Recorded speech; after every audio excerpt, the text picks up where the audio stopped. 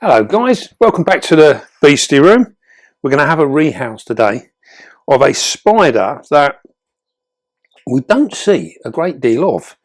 In fact, I've only ever seen a couple, and they came to my attention really about a year ago when I had one sent to me, and that ended up maturing out to be a male, which unfortunately I'd never had a female, but I have two now, which I think this is definitely a female, and it is in fact the Bonnetina minax or the Copperhead, which is a really pretty New World spider from Mexico. Now we are going to house it. They are a terrestrial spider, but we're going to put it in this 20 by 20 by 30.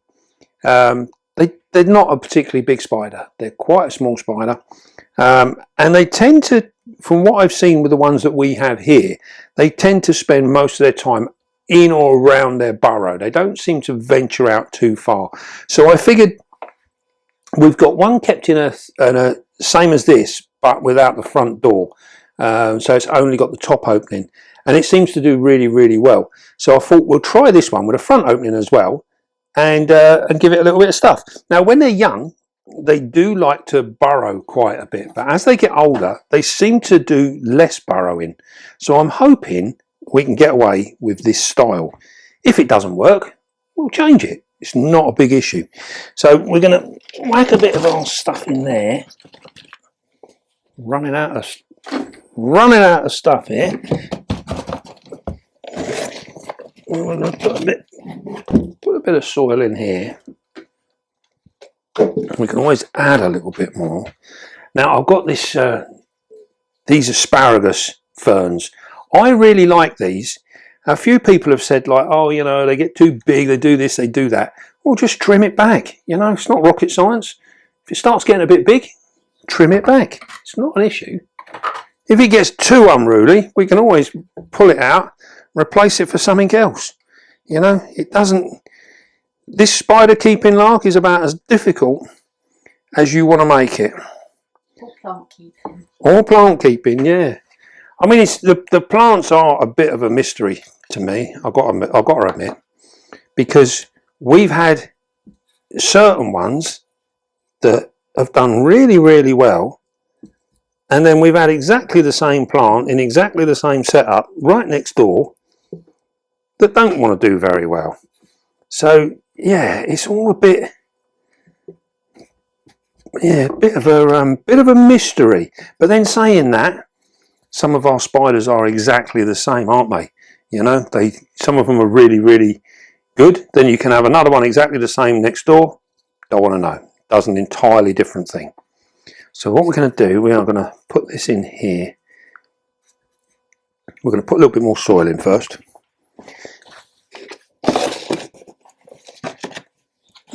A little bit more soil.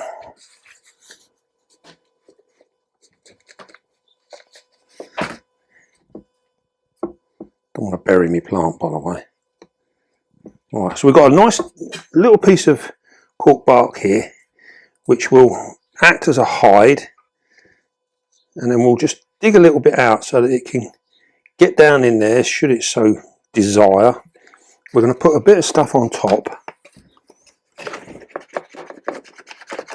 and then that way we can add a little bit of moss on top of our hide.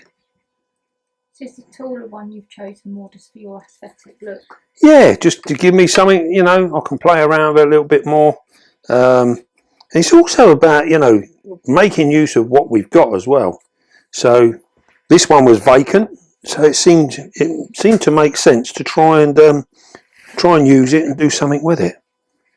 And there is no right or wrong. Let's be fair. It's you know, it's like when we sort of talk about arboreal enclosures. You know, they're no way mimicking the natural world. We can't have a 60-foot high enclosure. So we are literally just trying to add a little bit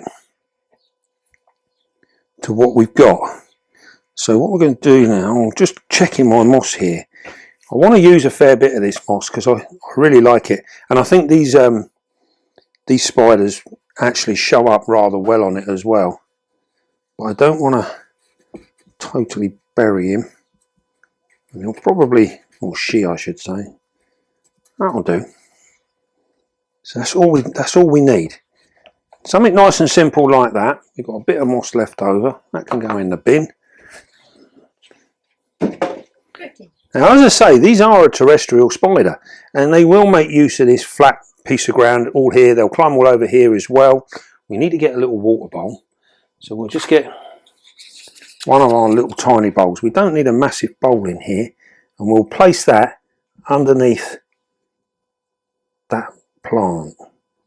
So it almost looks like it's tucked away in there. It's that tucked away, I can't even tell whether it's level. There we go. And we'll get our water.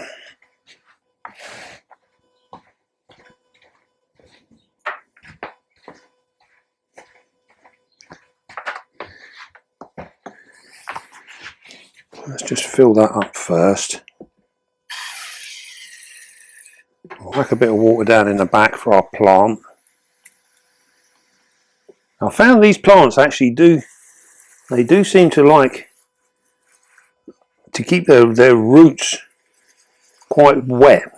And how I keep our plants, before we're using them, I have them in a large exo, and they are basically sitting in water, and pretty much all of them seem to do really well like that, which is interesting because sometimes when we put them in an enclosure and they get too wet, they don't seem to like it.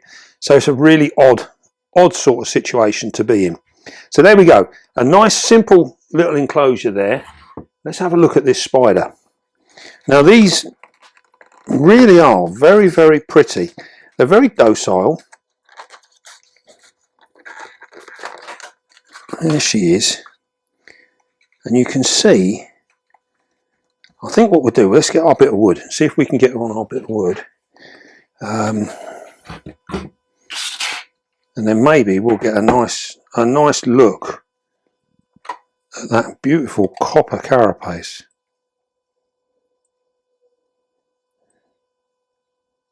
There you go. Now they have got really nice blue sheens to their legs.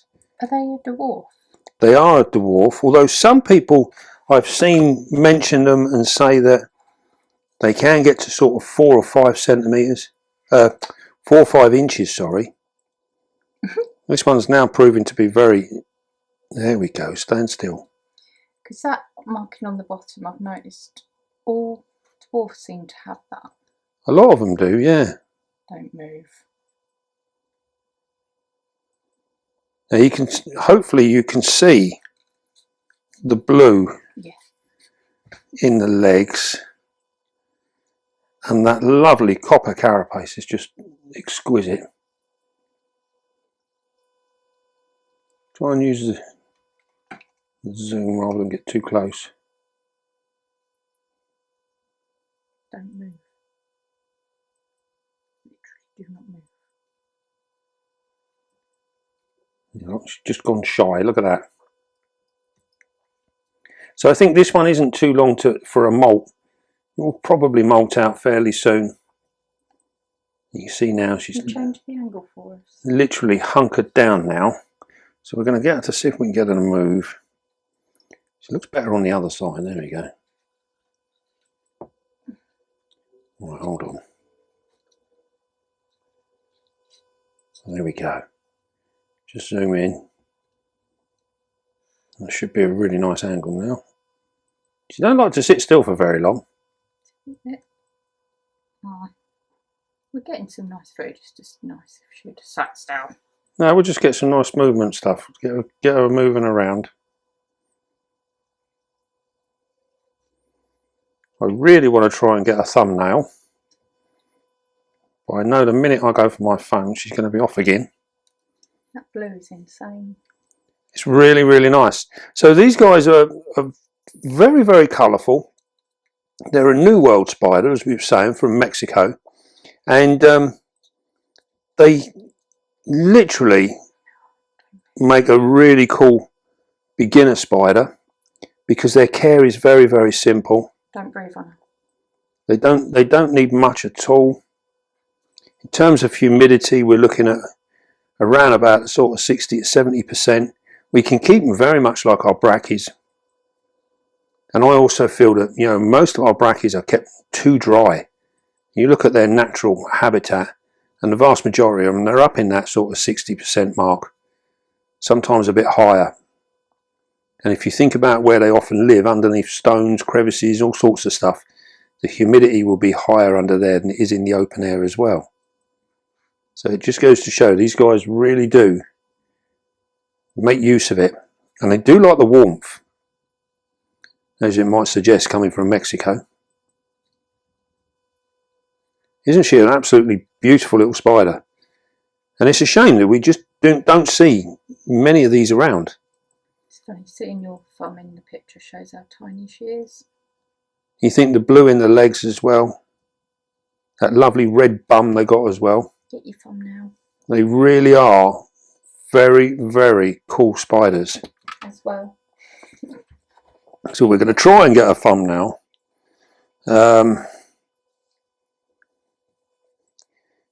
It's always the difficult part now, because You push your luck.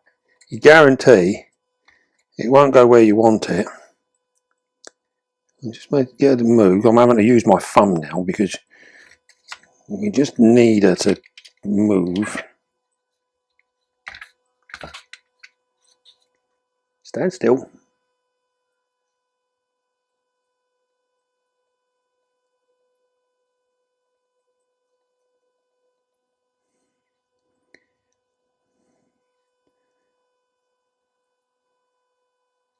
Stop.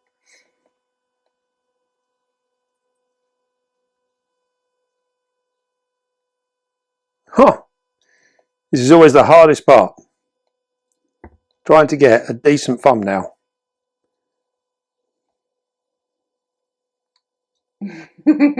Oh, dearie me.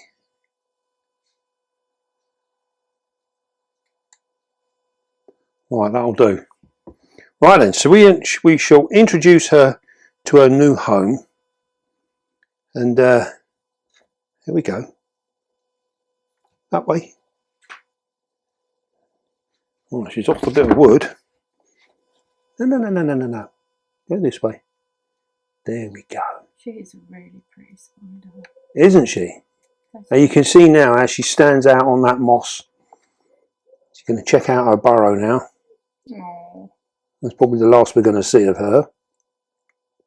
So as an adult, these do sort of sit out. They will come out and about, move around, and they really are quite a cool little spider.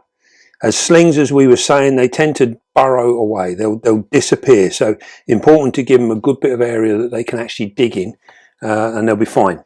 In terms of food, we're looking at, they're not the fastest growers. They're sort of a medium rate grower. They do have a good appetite, but try and feed them on things that aren't too large, and then that way you will keep a regular response going with your spider, which is far better than overfeeding it and then getting it to fast. We're trying to avoid any of our spiders fasting, because that's not really a good setup to be in. We'd rather them be feeding on small but often, and then that way that keeps that metabolism ticking over all the time, and it works wonders. So what we're hoping for now is we will grow these on. I'm not sure if these are actually ready to breed. They might just be about ready. So it'd be nice to see if we can locate a male in the future, and then any luck we can have a little try and see what happens, because I don't think they're bred that often in captivity. We certainly don't see them very often. So a very interesting little spider from Mexico. Really cool. Right, well, I don't think she's going to come back out. She's just left her rear end poking out the door. I don't think she's going to do too much. I mean, when they very first molt out, they are absolutely stunning. They're gorgeous things. Well, she looked really stunning now. So yeah, she looked really nice now. But if you imagine when she's actually fully molted out, she will be even brighter than she is now. Wow. we will try and get some photographs and hopefully maybe a bit of feeding footage later on. It'd be really cool to catch these guys out on the hunt and let's see them feed. I think that would be really smart. Right then, well, I hope you enjoyed that little video. Something of a spider that we just very seldom see. So a real nice one to have in the beastie room. Right then, don't forget, be calm, be gentle, and love your spider. I'll see you all soon, guys.